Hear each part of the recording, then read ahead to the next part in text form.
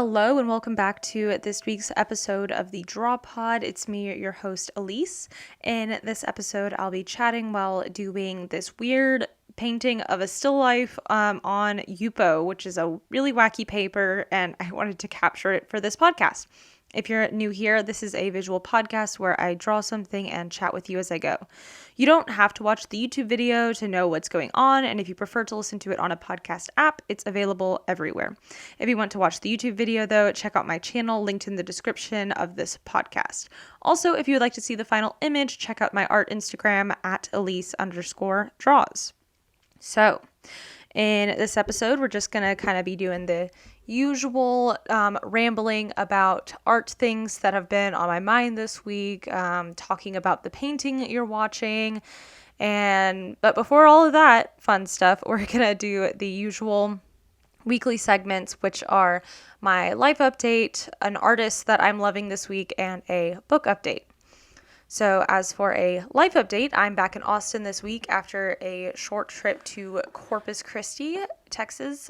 We drove down there and we went to the South Texas Botanical Garden where I filmed last week's video. You should check it out if you haven't. It's fun. It's a little different. But really the goal was just sit on the beach. That's it. Stay inside and then go to the beach. Anyway, it was nice. But also while it's nice to be away from home, it's also really great to be at home. So I am back in my schedule, back to doing things, and it's feeling pretty good. The botanical garden was full of a lot of really good inspiration, and I was really excited to add another botanical garden to my list. I've been to one in Oklahoma City. I've been to Zilker Botanical Garden in Austin.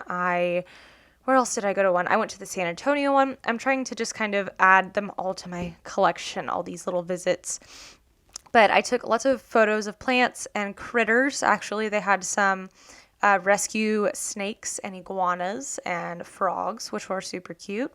So and I did a little bit of sketching as well. So also, update from last week, I am feeling better this week, and I'm actually batching my work now. It's something I talk about every episode pretty much. But this week, it's the test run. I only worked on YouTube and Reels on Monday, and today is podcast day. I also had one professional networking call, but that was just kind of out of my control for when I could totally schedule it. But I really have enjoyed this so far. Today is basically from start to finish. I have created this podcast and I'm in the recording part of it.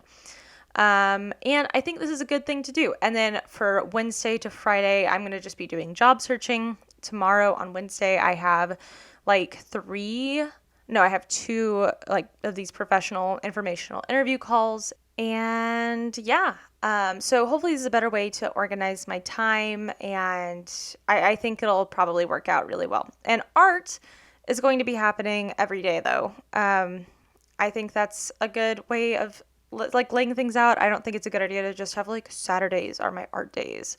I'll probably just be doing sketching every day and maybe some other little paintings here and there. Who knows? But yes, I always get in such that rigid structure of working so far ahead, and I am working a little bit ahead on my Reels and Instagram content, but that's because it's kind of part of the batch creating stuff I'm doing. It's just hard, it's hard to batch create 5 videos in 1 or 2 days. So I'm going to start making YouTube videos a little more on Sunday, Monday, and then they go up on Tuesday. I'm trying to just kind of let go of being stressed about that.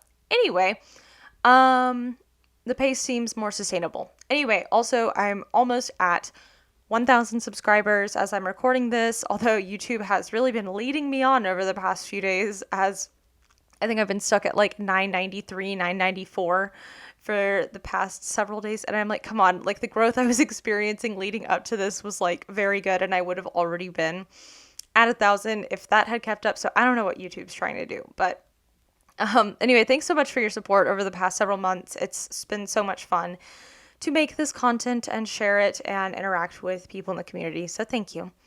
Now, that's my life. That's all this stuff going around in my head. Now for the artist of the week, it is a_cup_of_flowers on it underscore. And then on Instagram, they're known as Ellen Anderson. And Ellen is a Swedish artist.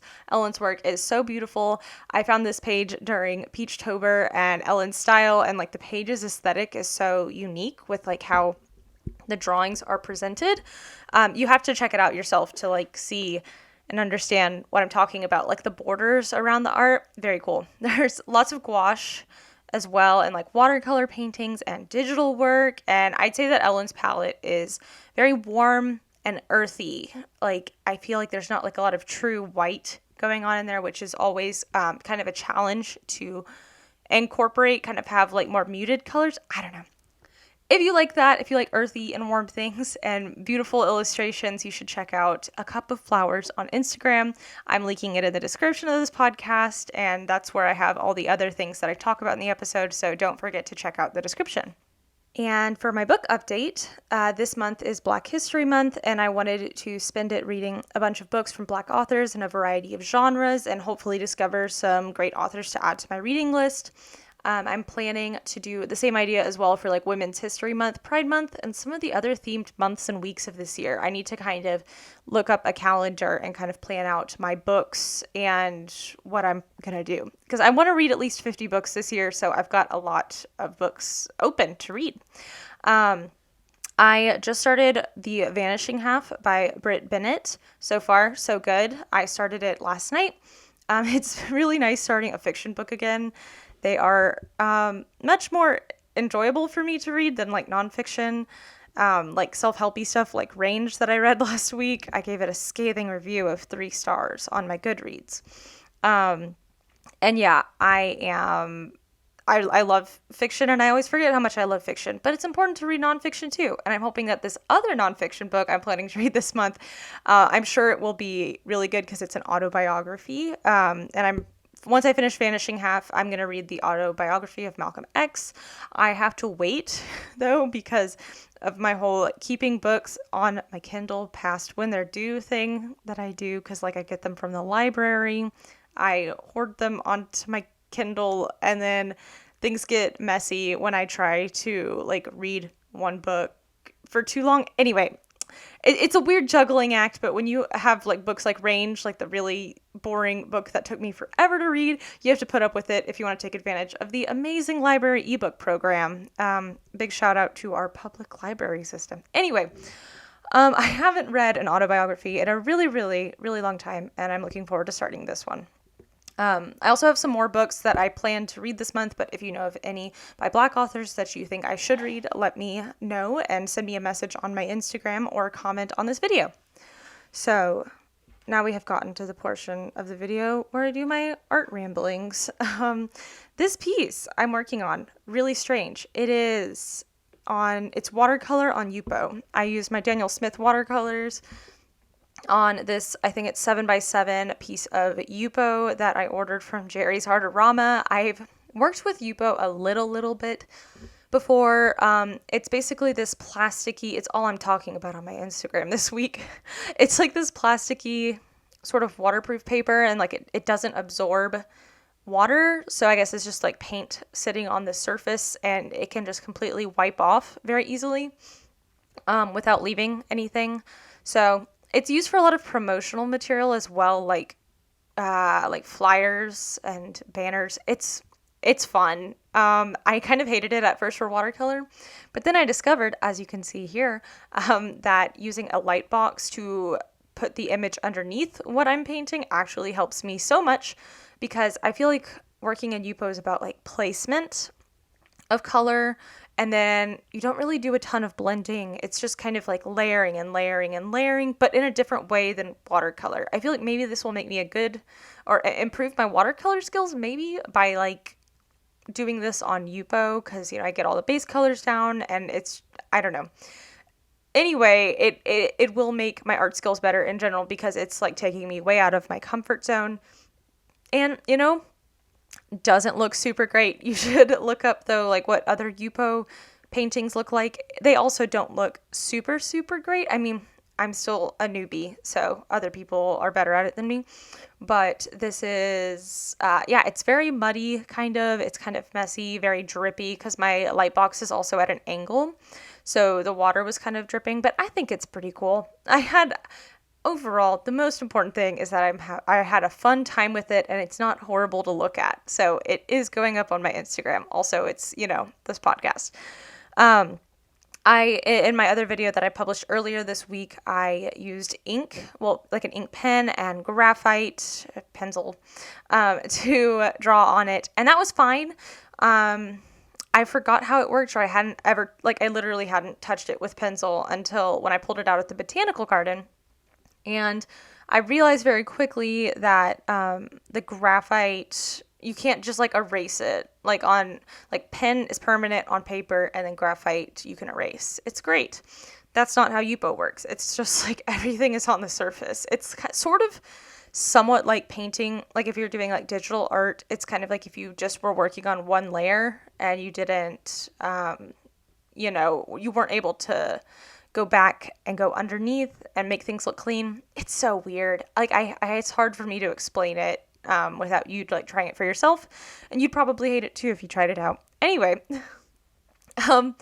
that's quite a little rant to go on about Yupo, but I'm probably going to just use up the rest of my paper that I have. I ordered 10 sheets of it, and it's just fun. I'm having so much fun with it, and I don't know if this will be a permanent installation though in my work and on this channel, but sure was fun. Anyway, I also wanted to talk about drawing from life at a botanical garden and being overwhelmed. This is my experience at nearly every botanical garden, other type of garden, nursery, anything. It's every time I go there, I get overwhelmed and kind of anxious, because a lot of the times I'll go with people and I want them to have a good time, and I don't want to just be boring and drawing things and have them just kind of sit around. I don't know. Maybe that's just something that's in my head. And I'm also overwhelmed because of so many plants. There's so many things to draw. How do I choose everything to draw? But it's definitely better to draw from life than to draw from all these photographs I'm taking, but I feel like I need to have all these photographs. And so I take all these photographs, but then I'm not sitting down to draw from anyway. Do you see my issue? Do you feel the same? So yeah, for this one, I tried not to worry too much about it, and I went around and took a bunch of pictures, and I feel like now I've kind of figured out all the things I can do with a reference image, if that makes sense. For a while, it was really just okay, maybe I'll throw this reference picture that I took into Photoshop, and I'll make it black and white so it's easier for me to work with. Then I'll do my charcoal drawing basically exactly from the image. And now I kind of understand that I can collage my images together, or I can manipulate them, or I'm a good enough artist that I know how to change them enough, or draw them in a different position. So yeah, and also doing the sketch for this drawing or this painting that I'm working on in the video, I was just really cranking it out, and I was wow, this is looking good. My sketching skills are great, and that was from an image, so I was happy about that. Wow, Elyse knows how to draw. Can you believe it? Anyway, as for my list of botanical gardens I want to go to, I think there's one in Fort Worth and Dallas, and so I would like to go to both. And I need to spend more time at the Lady Bird Johnson Wildflower Center in Austin. I went a handful of times, maybe several times, whenever I was younger, and it was really great. My grandma is a fab gardener. You would know this if you listened to the podcast. But yeah, it's a little more. It's a wildflower center, so it's kind of less manicured. But this one in Corpus Christi was not very manicured and clean and proper. And look at this specimen. It was more, a lot of it was showing off the local ecology of the area of the Texas Gulf Coast. So really cool, really enjoyed it. And those are the only botanical gardens I have in my head. Let me know if there's any super great botanical gardens that you know of in Texas that I should go to. I bet Houston has one, at least one. So yeah. you can see me using a brush in this video. I'm using the Princeton Aqua Elite brushes. I also got them from Jerry's Artorama because I just kind of ordered 2 random brushes like several months ago. One of them was a Princeton Aqua Elite and the other one wasn't. And I always, even though that one was larger and I didn't really need a larger brush, I always felt myself gravitating to use it because it just flowed so smoothly. So if you need a recommendation for a great brush, it is a great brush. It works very well. And I also got the super cool one from like the same line of brushes that has a narrow tip, but it can also be wide. If you know like what those like kind of like Chinese and Japanese like inking brushes look like, where it has just a super fine tip where you can literally paint at like the size of just one brush hair, or you can apply more pressure and have it be thicker. You can get a full range within one brush. I got one of those brushes. I tried to use it to paint a sunset the other day when I was in Corpus, and that went very poorly. I am not very good at painting sunsets from life. That might be something good to work on and maybe do some tutorials. I think that's something you guys know I'm bad at doing my tutorials on YouTube like I've been trying to, because that's my goal, like my theme for this year in 2021 is to learn a lot about art and take it slow and learn from others instead of just diving headfirst into things like I tend to do. And anyway, where was I even going with this? I think that might be a great way to do a tutorial because, again, I know absolutely nothing about painting sunrises, sunsets, anything in the sky. So maybe I'll work on that. But yeah, it turned out really poorly. But part of the reason why one of them was really bad, I worked on like 2 at the same time on this dock, and one of them was on Yupo. And I was like, wow, I hate Yupo because nothing is drying. And this is a muddy mess. So, but I used that brush for it and it was okay, but I need to break it out again. Anyway, after this week that I have kind of set up of really figuring out how to batch things, I think I will return to my art learnings. And yeah, I hope this workload works for me. I have felt really good at times. I felt like anxious at times, but I've also felt really good at times today when, you know, earlier, like I'm stressing about like, oh, I have this and this to get done. But then also like when I think about it, after I get this podcast done and uploaded and I've prepared everything else for it, like I have my promotional reel already done and the description already written, all I have to do is like hit upload. And then for the next like 4 or 5 days, I don't even have to think about it. When in the past, it's been like a spread out thing in my week. So anyway, I'm feeling good about that. Let me think. I haven't really been sketching that much lately, just because I've been out of town and not in my environment. And then also figuring out like, am I just doing art for content for social media, which is not great, but like also fine because that was the whole point of starting the Draw Pod, was like making content so I keep making art, if that makes sense. And I think I'm fine with it as long as I'll get my Draw Pod done each week. And then here and there, I'll just work on other things. I want to feel free to work on other work. And art is something, I have a hard time working. I would have a hard time doing homework for other classes past like 6 p.m. or 5 p.m. When I was at school. But my artwork, I learned in my senior year that I should save that for like after 6 p.m. because I'm much, I can focus a lot more at that time of day for art. So I really took advantage of that more my senior year. I wish I figured that out my freshman year and sophomore year and all of that, but that's fine. But anyway, that kind of made me think that I should try and do more art in the evenings, but like not get too stressed about it. I don't know. We'll see. But overall, I am in a much better mood this week, and I am making really fun art and trying new things. And I think I will be returning to paper soon. Goodbye, Yupo. But it has been a lot of fun to get to know you. Yeah. As for like new videos coming out, I'm not sure what I'm doing next week. I think I'll probably get my Animal Crossing video out. And see, I have all these videos planned. It's just like the production of them stresses me out if I have to do 5 in one day. Anyway, that's not healthy. But I'm going to also do like a full dedicated video about Google Earth drawing, and another studio vlog will definitely be coming soon. I just didn't want to do too many of them, but they seem to do pretty okay. So maybe I'll try that out more. Let me know if you have any videos you want me to make. For those of my Redbubble fans who are here, don't be sad, because I do have a Redbubble video coming out talking about my 3 years on the platform and what I've learned from my experience, how I've grown, all that jazz. And that's coming, I know it's a little later, but it's coming in like March. So stay tuned for that. Oh, I'm also going to do like this weird self-portrait thing for my birthday, which is March 5th. So mark your calendars. Okay. Anyway, thanks so much for listening to this week's episode of the Draw Pod.